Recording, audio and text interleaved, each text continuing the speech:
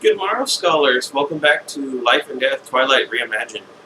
Now, I had an epiphany, a self-realization moment, and I've talked about it before, but I think part of the reason why I'm liking this version much more so than this version, I'm really slow on that, I apologize, is because I'm what you would call, I guess, an Amazon chaser. Now, this doesn't mean I go around buying a bunch of stuff off of Amazon. It,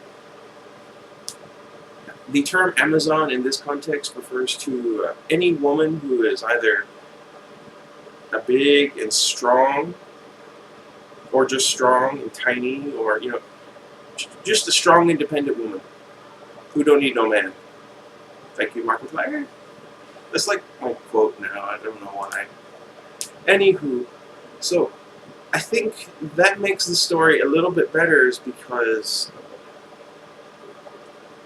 well, number one, the gender stereotypes are inverted for everybody, and I just feel like um, it makes the book a little more fluid. Um, it's much more, I don't want to say inspiring, but I feel like it has a better message. The woman can be strong, and the man can be dependent upon that woman, or vice versa. It doesn't really need to be one way or the other, and that's a good thing. Um, but also the fact that the male character sees no problem with a female character who is much stronger than him um, is a plus, because usually in a story like this, there's like this long and winded and tired um, little arc where he has to learn to accept that he's weaker than the female, whereas gender roles in society um, hammer home that you have to be the stronger if you're male. And it's kind of refreshing having a character that's male and doesn't need to be the strong one physically, or even so far. I don't want to say mentally either, but I feel like it's weird. Okay, with Bella, when she won't let go that it's not possible for Edward to have been from over there to next to her, and the van to be stopped by hand or shoulder. Uh, she comes across as nagging somewhat. Well, not nagging, but she's less sincere in her wanting to find answers. And I don't know if it's because I'm just biased, because not because she's female, but because I feel like Bella, especially in later books, was much more abusive mentally and even somewhat emotionally, if not physically, um, in her regards to Edward and Jacob and Mike and Eric and Ben and that one teacher and her dad and her mom. Anywho, with Bo, he seems like he's genuinely out to find answers. Uh, I know, it seems like I'm hating on Bella because she's female, but it's not the case.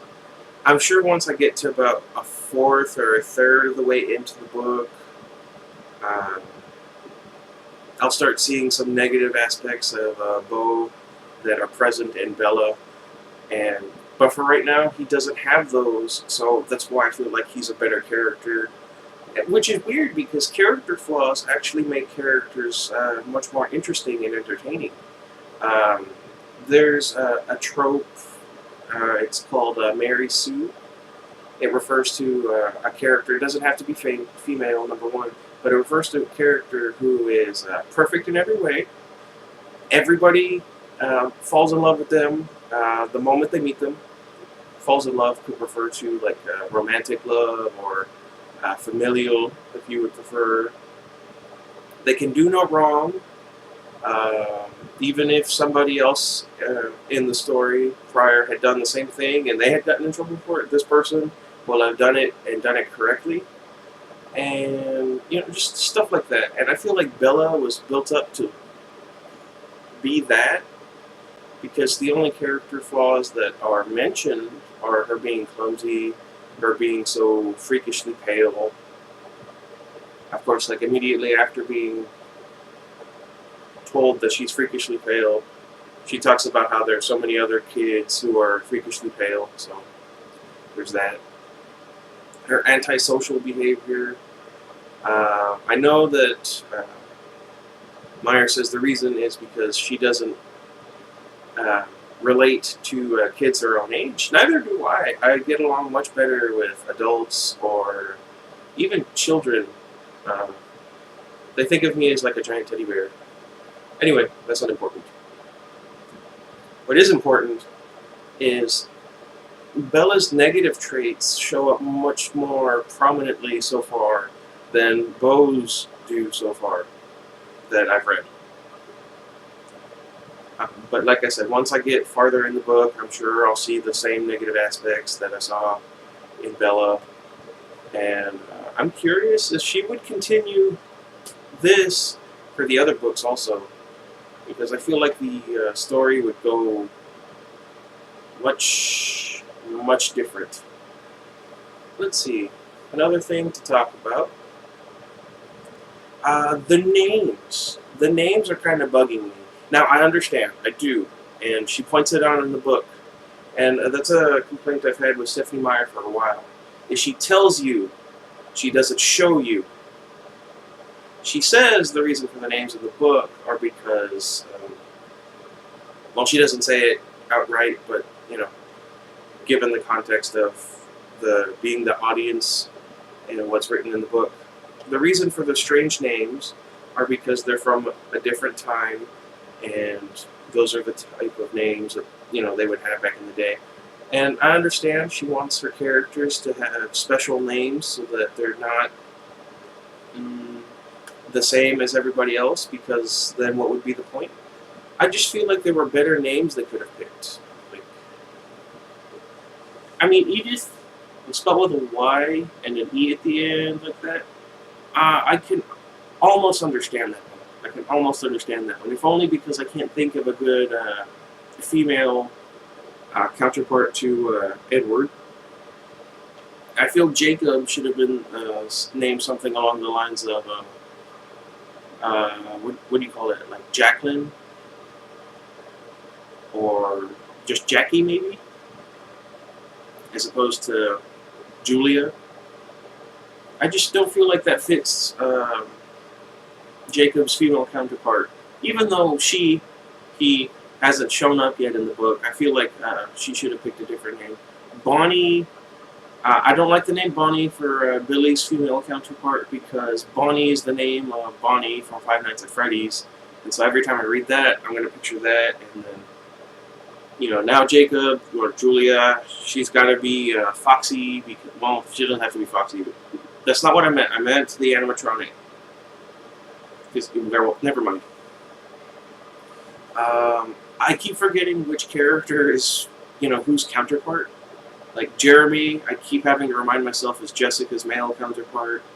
Michaela is pretty easy to remember that it's Michael or Mike's, like from Until Dawn. Erica is pretty simple. That one I like because it's kind of on the nose, and you need that every now and then. Let's see, what was Angela's counterpart? I want to say Andy, but that's not it. I don't remember. Why can't I remember? If Ben's counterpart isn't named Benjamina, I'm gonna be upset. Unless, of course, Ben stayed Ben. Something to think about. I'll let you guys know. Let's see. As for whatchamacallit, the Cullens, let's see. Well, we've talked about Edith. Emmett became... What was her name? Let me see if I can't find it real quick. Let's see.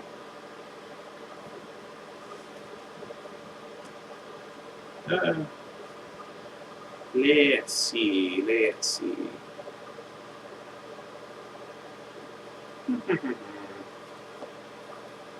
Let's see. Those are the Cullens and the Hales. Edith and Eleanor Cullen. Okay, Emmett became Eleanor.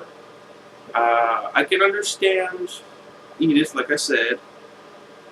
Eleanor, not as much. I would have preferred Emily. Another Until Dawn reference. And Jessamine and Royal Hale.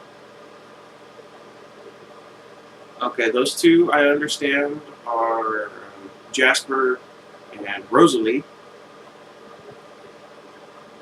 Jessamine is a strange name, number one. Two, I feel like there should be something else for Jasper's female counterpart. And Royal, really, that's two on the nose. And she should have picked something a little bit better. I wish I could think of a good name. I kind of only think of Crown Royal when I see the word royal at this point. But, you know, I guess alcohol is the best way to get through these books. And then Archie. I guess that's short for Archibald, for Alice's counterpart. I feel Alex, or Alexander, yeah. Well, Alex, because they're names, or a thing. Let me know if you guys really feel like they're old-fashioned, or if that's just her trying to pick really out-of-the-box names so that her characters are special. I mean, I understand perfectly wanting to give characters names. Number one is because a lot of authors have this fear, like if they write about a real person, like the movie with Will Ferrell, Stranger Than Fiction, I think it was, and that they'll somehow affect their life, so they pick a character name that is so out there. The chances of there being someone in the real world with that name are slim.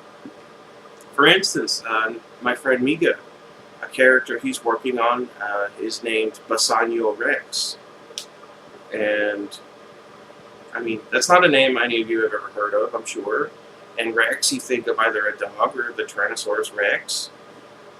A lot of people forget it's Latin. It means king.